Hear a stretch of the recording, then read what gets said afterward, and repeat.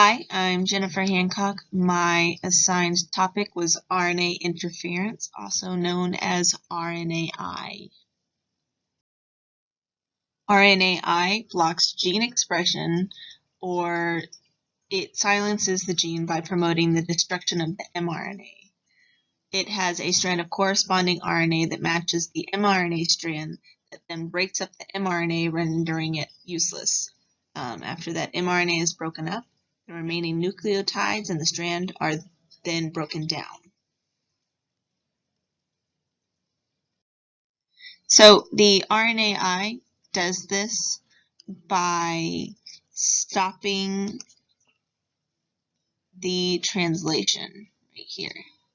So the DNA gets copied, and then the mRNA is made, comes out of the nucleus, and then typically it would go and get translated by the ribosome.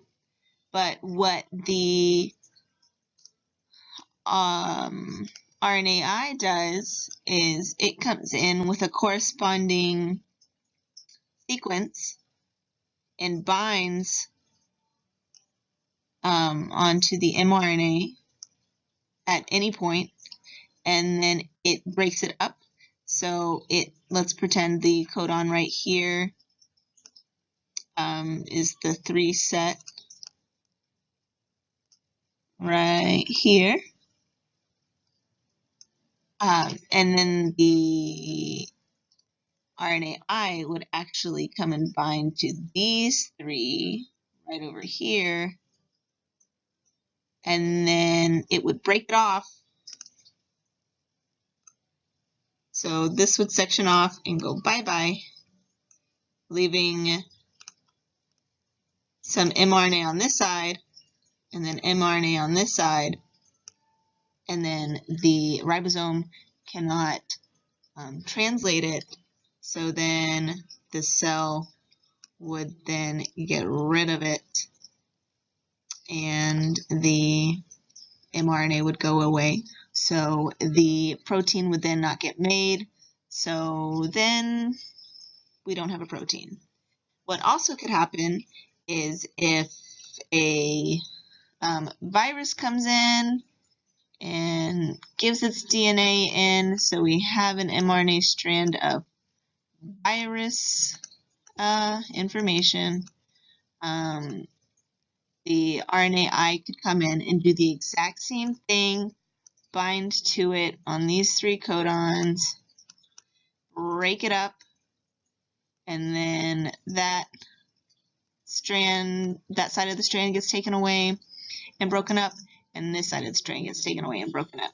So then this cell doesn't get infected by a virus. So it has many different applications and different ways that it is used in the cell. So now we will go into how research can use it to fight different things. I found an article where they're trying to use RNAi in the treatment of pancreatic cancer. So what they're trying to do is to see if stopping the programmed death receptor ligand 1 would increase the immunologic anti-tumor effects of the dendritic cells against pancreatic cancer. So basically, they got tissue samples from pancreases and tumors of cancerous and non-cancerous patients, and they inserted them into mice, and then they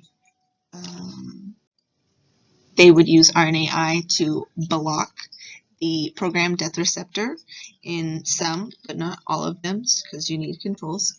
And what they found was that when the programmed death receptor was blocked, the T cells were able to do their job.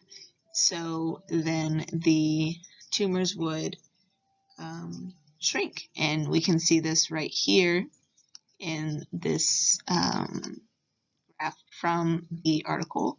Down here at the bottom, which is very poorly highlighted, let's do better, is massively different from the ones that are cancerous, which are going to be the ones that are up here. So the volume of the tumor is drastically reduced whenever it is treated with the RNAi and the vaccine together.